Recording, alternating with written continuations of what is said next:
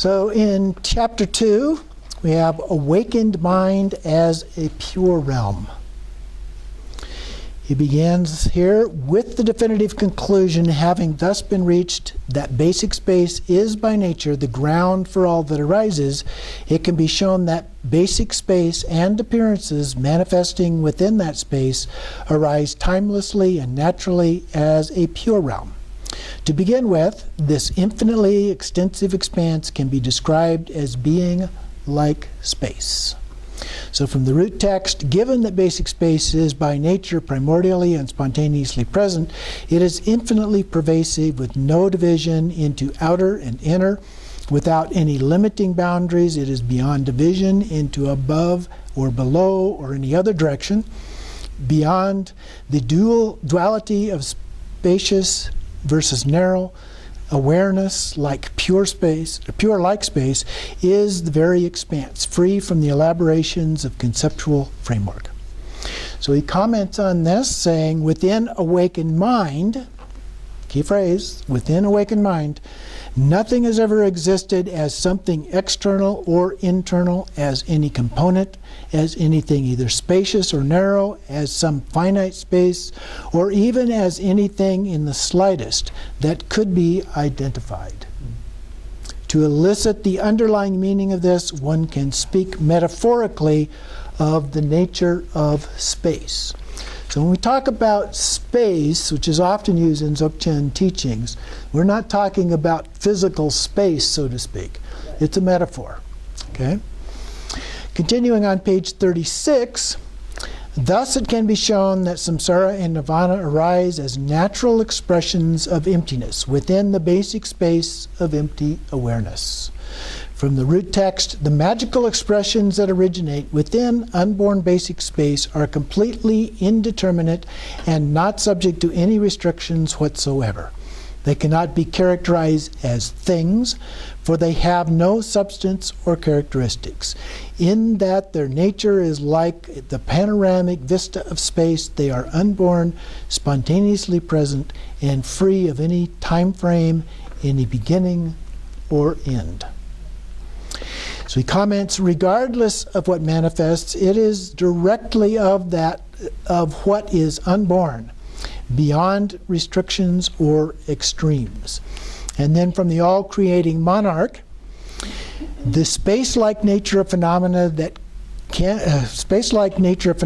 be characterized by the metaphor of space. The true nature of phenomena cannot be conceptualized. It is revealed in being characterized as inconceivable, or a lot of times we use the word ineffable. Given that it cannot be described with words, it is spoken of as indescribable. It is revealed to be ultimate, inconceivable essence. Just is. That's why we use words like thatness or isness or those kinds of things. Then it can be shown that such spontaneous presence is enlightened intent, beyond coming or going. So from the root text, the essence of all samsara and nirvana is awakened mind, spontaneously present, not occurring, not originating, and not finite.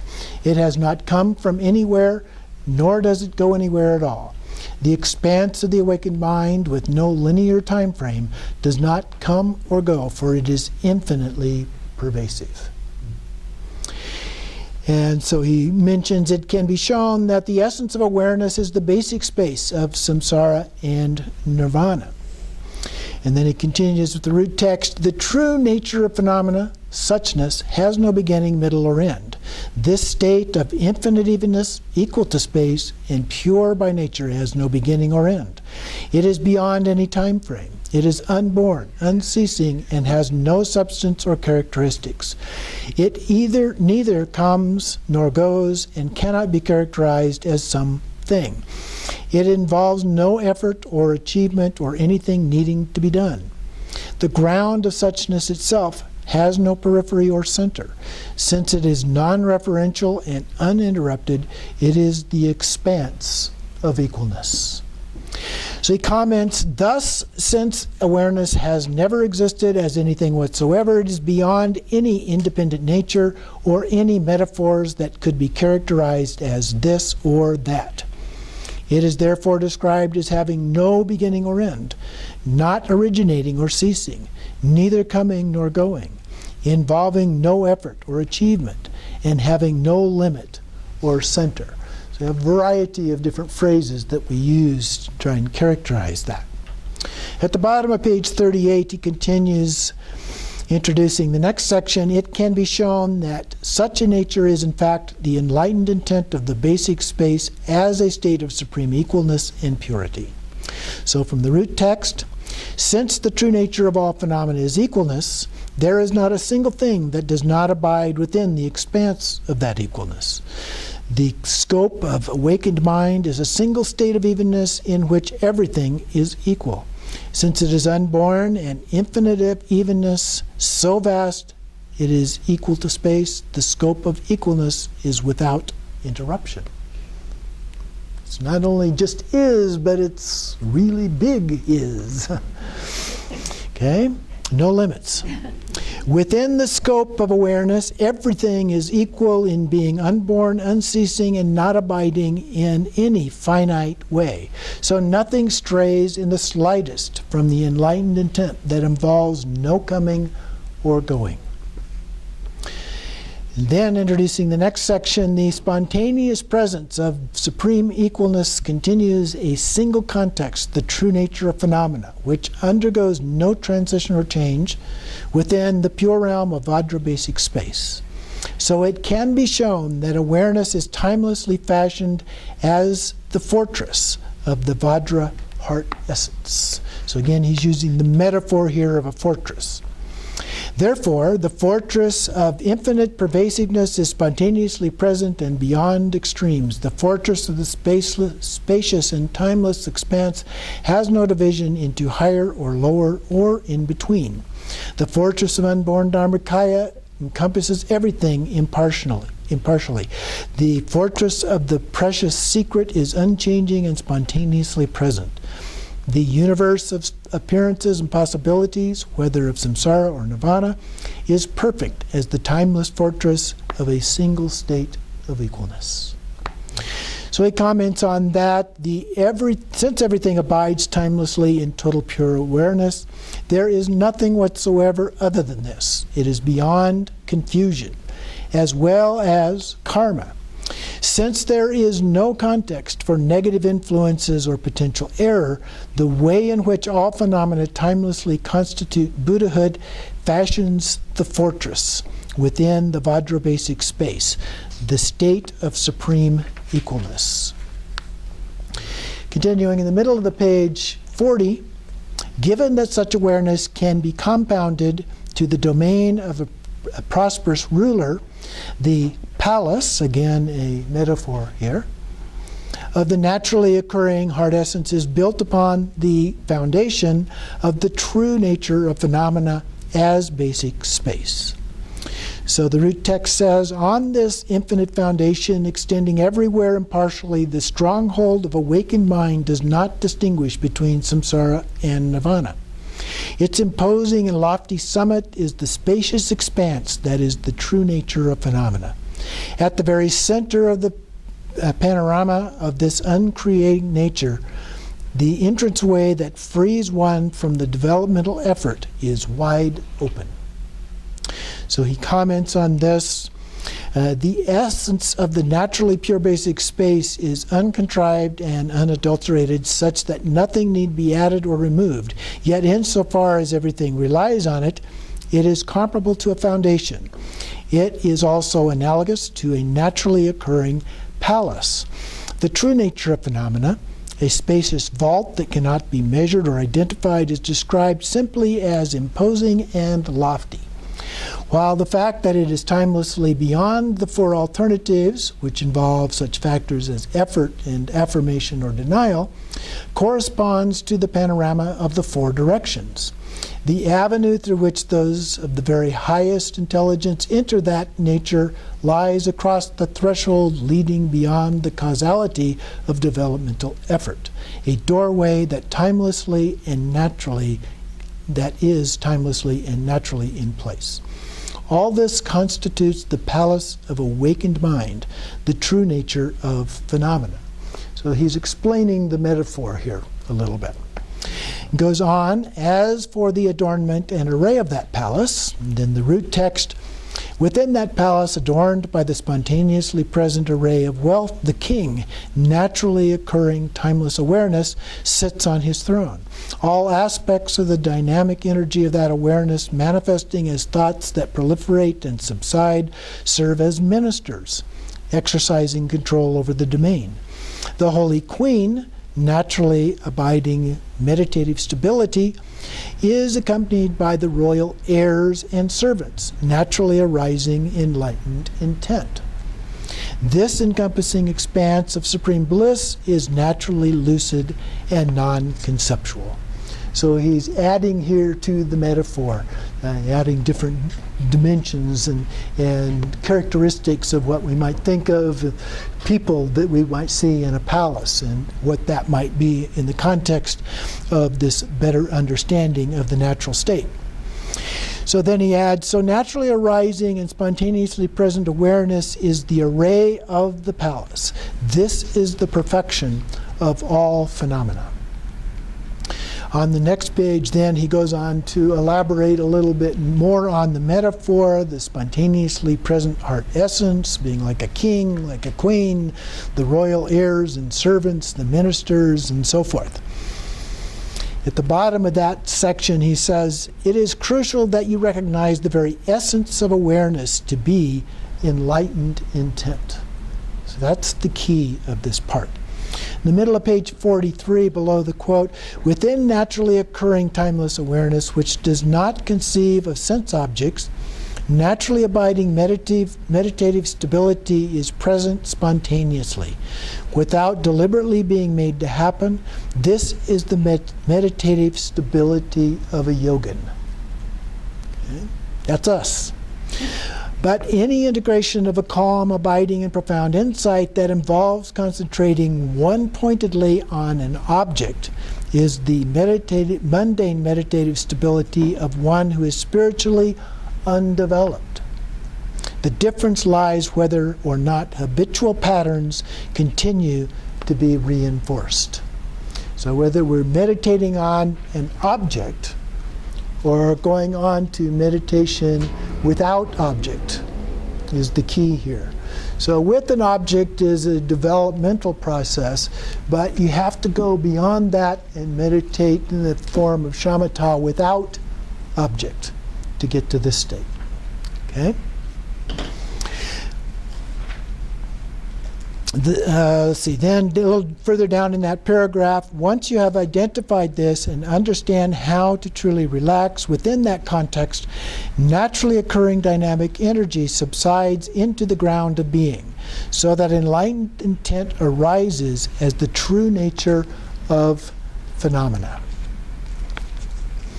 At the top of page 44, from the section here that comes from the all-creating monarch, at the top, if any yogins of Ati, whoever they may be, abide in a non-conceptual state, they ensure that enlightened intent of Buddhahood.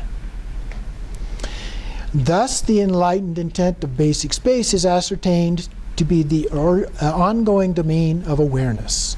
So from the root text again, within that very context, unwavering and beyond imagination or description, mastery is gained over the entire universe of appearances and possibilities. This is the vast domain of the basic space of phenomena. So he comments, these lines provide a summation. Sense, timeless awareness, and consciousness of the five sense faculties that arise within that scope are naturally pristine and naturally free. They do not stray from the true nature of phenomena.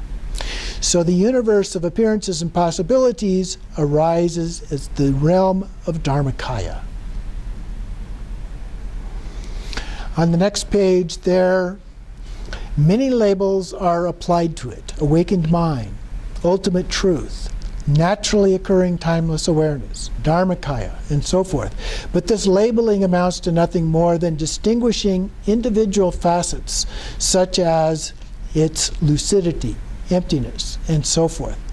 In actuality, awareness is such that there is nothing to prove or refute.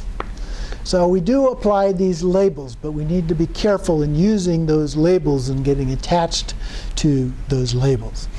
At the bottom of the page, he introduces the next section. It can be shown that ultimate meaning of all this is that everything is encompassed within the single blissful expanse of awakened mind, the true nature of phenomena.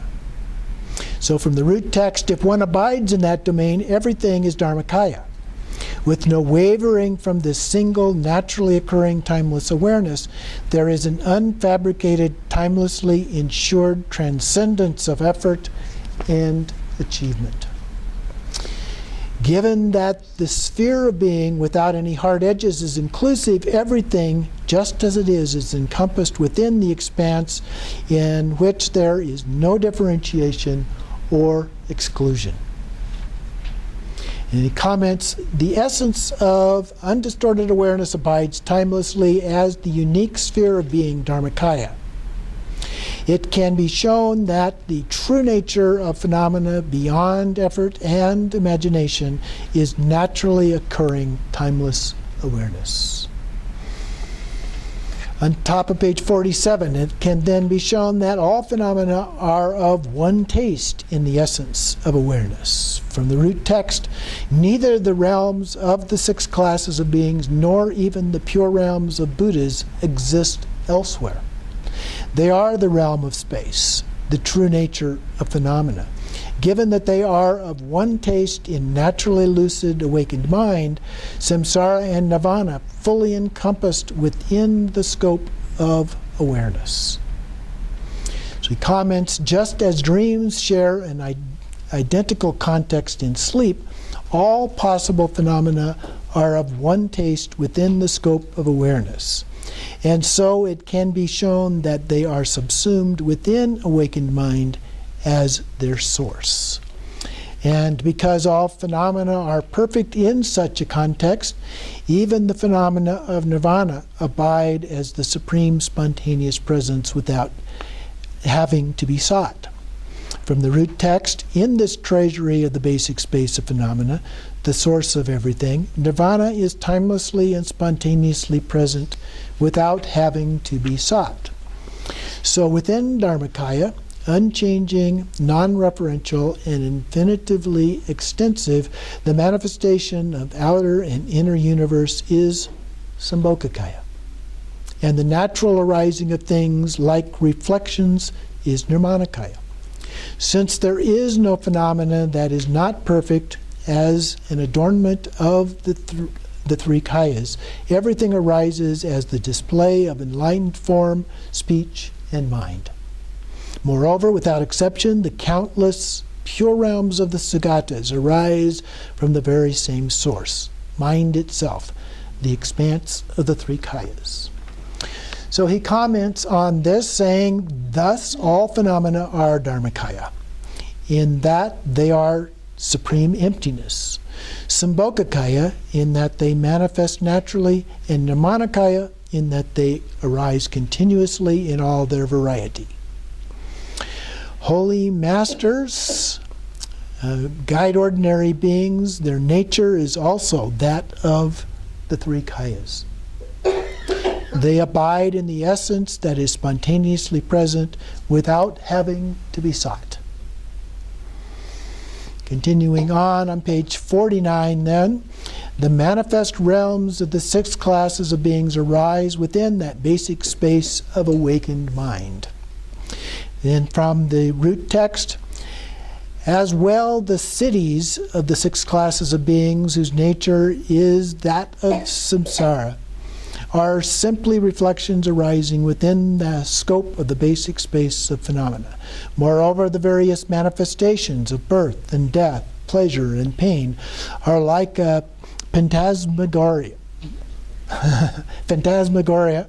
within this expanse, mind itself. Although they do not exist, they appear to, and in manifesting, they have no basis. And so they are like clouds in the sky, simply occurring adventitiously due to circumstances. Neither existent nor non-existent, they are by nature beyond extremes, fully encompassed within the sphere of being, free of elaboration. So he comments on this. All phenomena, particularly appearances based on the confusion that are endemic to the six classes of beings, are expressions of emptiness that have no independent nature. For people who lack realization, appearances manifest as layer upon layer of confusion. Yogins, however, experience them as mere illusions. They have no finite essence or independent nature. They are like optical illusions.